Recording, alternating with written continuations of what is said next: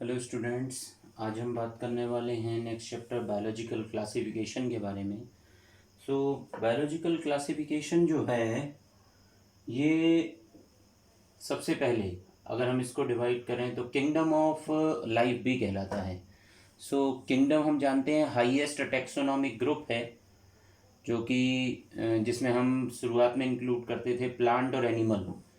और सबसे पहले इस क्लासिफिकेशन की शुरुआत करने का जो पहला अटेम्प्ट था जो कि मॉर्फोलॉजिकल फीचर्स के बेसिस पर था, और जो कैरेक्टर्स थे वो सबसे पहले एरिस्टोटल साइंटिस्ट ने डिस्क्राइब किए, जिसमें उन्होंने उसको हर्ब, श्रब और ट्री को प्लांट को क्लासिफिकेशन में इंक्लूड किया।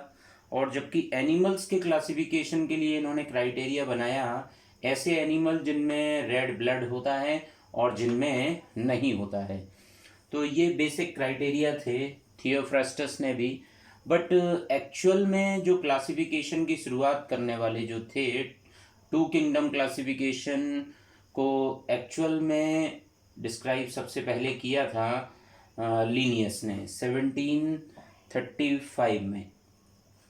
अगर हम टू किंगडम क्लासिफिकेशन सिस्टम की अगर हम बात करें तो इसको सबसे पहले लीनियस ने दिया और इसमें इन्होंने दो किंगडम बनाए। सबसे पहला जो किंगडम बनाया वो प्लांटी बनाया, जिसमें प्लांट किंगडम जो था और एनिमेलिया जो एनिमल्स को डिस्क्राइब करता था। तो प्लांट को और एनिमल के कुछ बेसिक डिस्क्रिप्शन जो कि प्लांट किंगडम और एनिमल किंगडम को डिफरेंशिएट कर सकते थे। तो जो क्लासिफिकेशन जो बेस्ड था वो बेस्ड था सेल वॉल।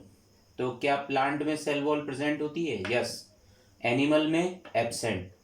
और लोकोमोशन प्लांट में होता है एब्सेंट और एनिमल में होता है प्रेजेंट। जबकि अगर थर्ड जो क्राइटेरिया था जैसे कि फॉर एग्जांपल न्यूट्रिशन, तो प्लांट जो है वो डू नॉट ईट। न्यूट्रिशन की अगर बात करें एनिमल ईट करते हैं।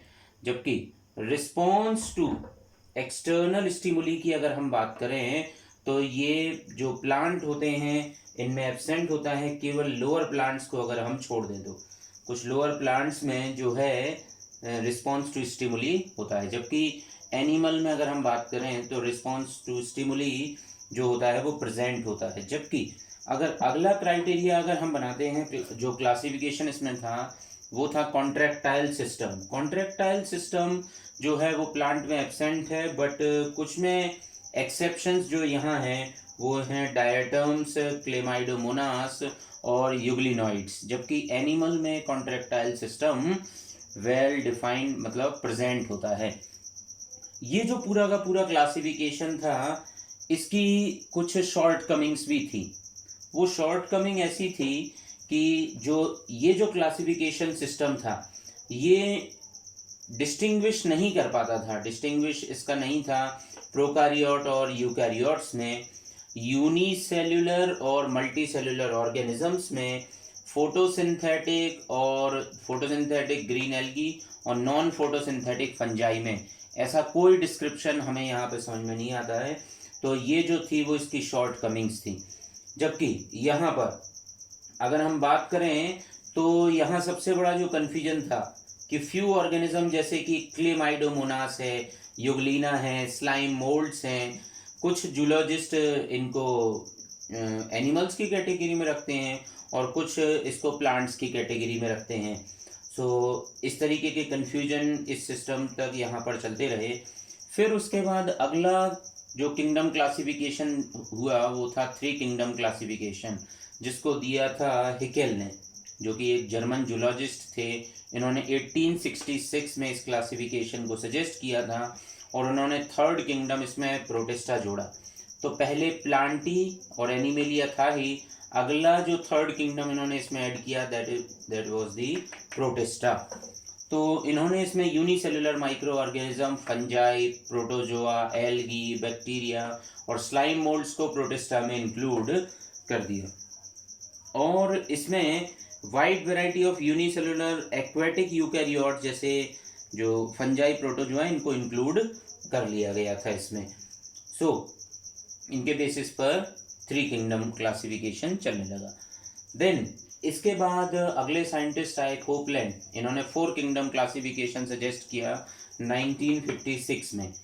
इन्होंने जो था वो 4th किंगडम इसमें ऐड किया, बट इन्होंने इस 4th किंगडम को नाम उस समय दिया हुआ था, इन्होंने इसको ओरिजिनली इस किंगडम को नाम दिया था माईचोटा, जो आज हम जिसको जानते हैं मोनेरा। और मोनेरा का जो इसमें एडिशन किया था, इसको मोनेरा नाम दिया था डॉगर्टी एंड एलिन ने।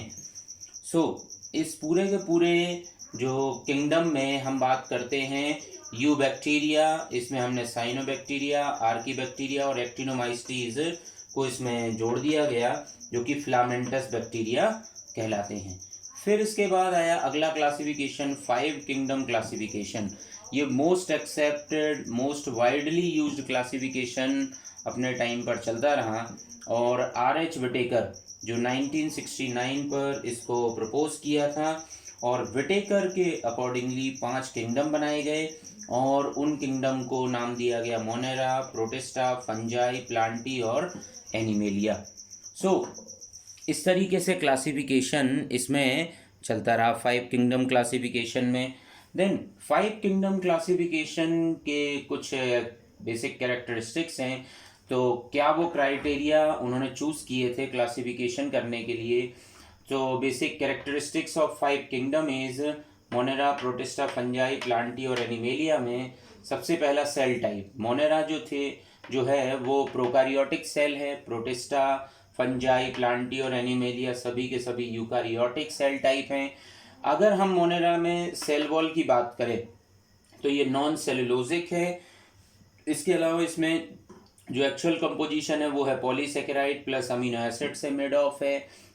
प्रोटिस्टा में कुछ में प्रेजेंट होती है सेल वॉल जो कि प्रोटीनीशियस होती है, और फंजाई में प्रेजेंट होती है बट इसमें सेलुलोज नहीं होता है। प्लांट में प्रेजेंट है और सेलुलोज की सेल वॉल बनी हुई है, और एनिमेलिया में जो सेल वॉल है वो एब्सेंट है। अगर हम न्यूक्लियर मेम्ब्रेन, एक क्राइटेरियन था, न्यूक्लियर मेम्ब्रेन मोनेरन्स में जो है न्यूक्लियोइड के फॉर्म में होता है, तो न्यूक्लियर मेम्ब्रेन एब्सेंट होगी। देन बाकी सारे के सारे चारों किंगडम्स में प्रोटिस्टा से लेके एनिमेलिया तक सभी में प्रेजेंट थी। देन बॉडी का ऑर्गेनाइजेशन, क्या वो सेलुलर है, मल्टी सेलुलर है? तो मोनेरन्स जो है वो सेलुलर लेवल ऑर्गेनाइजेशन देते हैं, प्रोटिस्टा भी सेलुलर लेवल हैं, बट फंजाई में मल्टी सेलुलरिटी और लूज टिश्यूज़ का जो है मॉडिफिकेशंस इनमें हो चुके थे। और प्लांट में अगर हम बात करें तो इनमें टिश्यू और ऑर्गन लेवल ऑफ ऑर्गेनाइजेशन है इनमें। और एनिमेलिया में टिश्यू, ऑर्गन और ऑर्गन सिस्टम लेवल, जो कि सबसे एडवांस कैरेक्टरिस्टिक्स इसमें इंक्लूडेड हैं। और 5th क्राइटेरिया बनाया जो था mode of nutrition. So monerans जो हैं ये ऑटोट्रॉफिक मोड ऑफ न्यूट्रिशन, मतलब जो सेल्फ न्यूट्रिशन प्रिपेयर कर सकते हैं, इनकी 2 कैटेगरी हैं। कीमोसिंथेटिक, मतलब जो केमिकल्स से अपना न्यूट्रिशन प्रिपेयर कर सकते हैं। फोटोसिंथेटिक, जो डायरेक्टली सनलाइट से न्यूट्रिशन प्रिपेयर कर सकते हैं। तो ये दोनों मोड हैं ऑटोट्रॉफिक मोड।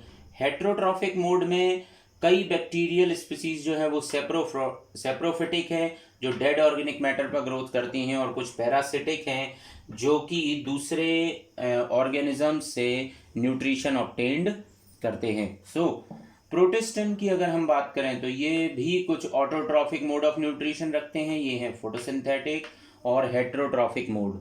फंजाई जो हैं इनमें जो है हेट्रोट्रॉफिक मोड ऑफ न्यूट्रिशन है, और उसमें सबसे कॉमन है सेप्रोफिटिक, जो कि डेड ऑर्गेनिक मैटर पर ग्रोथ करते हैं, और पैरासिटिक, जो कि किसी अदर ऑर्गेनिजम्स के ऊपर ग्रोथ करके न्यूट्रिशन ऑब्टेन्ड करते हैं। Plant autotrophic mode of nutrition ही रखते हैं, ये फोटोसिंथेसिस परफॉर्म करते हैं।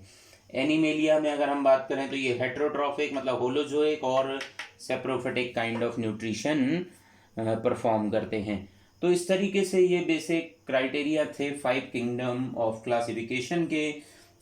इसमें रिप्रोडक्शन को भी एक क्राइटेरिया बनाया गया, फाइलोजेनेटिक और एवोल्यूशनरी रिलेशनशिप को भी इसमें क्राइटेरिया इसमें इंक्लूड किया गया था। और जो 5 किंगडम क्लासिफिकेशन है इसमें cell structure, thallus, organisation, mode of nutrition, reproduction, phylogenetic relationship को क्राइटेरिया बनाया गया। बट इसकी शॉर्ट कमिंग्स में बहुत सारे पॉइंट्स है, but important point is viruses do not find any place in this पूरे क्लासिफिकेशन। इस पूरे किंगडम में जो क्लासिफिकेशन दिया गया था उसमें वायरस का कोई भी इंक्लूड नहीं किया गया था। अगला जो अगर हम क्लासिफिकेशन की बात करिए तो हुआ 5 किंगडम क्लासिफिकेशन, जो है बहुत एक्सेप्टेड क्लासिफिकेशन रहा है। और फिर नेक्स्ट इज 6 किंगडम क्लासिफिकेशन, जिसको प्रपोज किया था कार्ल वुसी ने 1994 में। इसमें इन्होंने जो यहाँ पर मोनेरन्स थे 5 किंगडम में, इन्होंने मोनेरा को 2 पार्ट में डिवाइड कर दिया, आर्की बैक्टीरिया और यू बैक्टीरिया। बाकी प्रोटिस्टा, फंजाई, प्लांटी और एनिमेलिया वैसा ही था। तो ये 2 और इसके बढ़ जाने से ये बन गया 6 किंगडम क्लासिफिकेशन। इन्होंने सेपरेट कर दिया आर्की बैक्टीरिया और यू बैक्टीरिया को, किसके बेसिस पर? On the basis of their cell wall composition.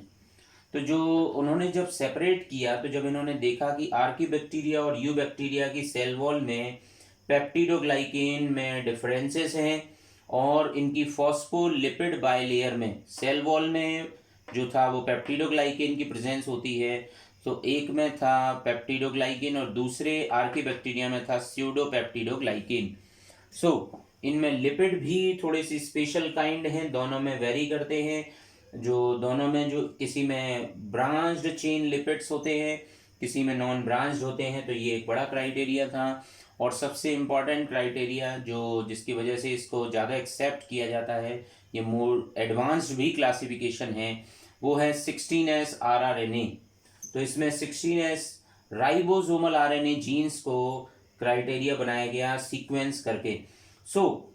वूसी ने इस बेसिस पर 6 किंगडम क्लासिफिकेशन दिया, बट इन्होंने बाद में इन 6 किंगडम को क्लस्टर कर दिया 3 डोमेन्स में। और वो तीनों डोमेन्स जो बन गए वो हैं आर्किया, जिसमें सारे के सारे आर्की बैक्टीरिया इंक्लूडेड हैं, यू बैक्टीरिया मतलब बैक्टीरिया इसमें इंक्लूडेड हैं, और साइनोबैक्टीरिया इसमें इंक्लूडेड हैं, और यूकैरिया में सारे के सारे एल्गी, फंजाई, प्रोटिस्टा, प्लांट्स और एनिमल्स को इसमें इंक्लूड किया गया। So this is about 6 kingdom classification. इसी के बेसिस पर इन्होंने जो था डोमेन इन्होंने दिए, और इन्होंने ओरिजिन के बारे में भी, कॉमन क्लस्टर के बारे में भी बात किया। तो इनकी अकॉर्डिंगली जो प्रियर लाइफ जो अर्थ पर आई होगी, उसमें अगर हम बात करें प्रोजीनोट जो था, तो इन्होंने एक एवोल्यूशनरी रिलेशनशिप भी निकाला। तो सबसे पहले आर्की बैक्टीरिया को इंक्लूड किया, और फिर उसमें बीच में रखा है यूकैरियोट्स को, और फिर इंक्लूड किया यू बैक्टीरिया को। मतलब आर्किया ज़्यादा मैच करते हैं यूकैरिया से, इसलिए आर्किया पहली एक ब्रांच में, दूसरी ब्रांच में यूकैरिया, और तीसरी ब्रांच में यू बैक्टीरिया को रखा। तो इस तरीके से ये क्लासिफिकेशन जो है इंक्लूड किया गया। ये वूसी का प्रपोजल्स था, ये वूसी का कॉन्सेप्ट था रिलेशनशिप, एवोल्यूशनरी रिलेशनशिप को रिप्रेजेंट करने का। So now this is about kingdoms. Next जो हम डिस्कस करेंगे, हम किंगडम मोनेरा को और डिटेल डिस्क्रिप्शन स्टडी करेंगे अगले लेक्चर में। So thank you.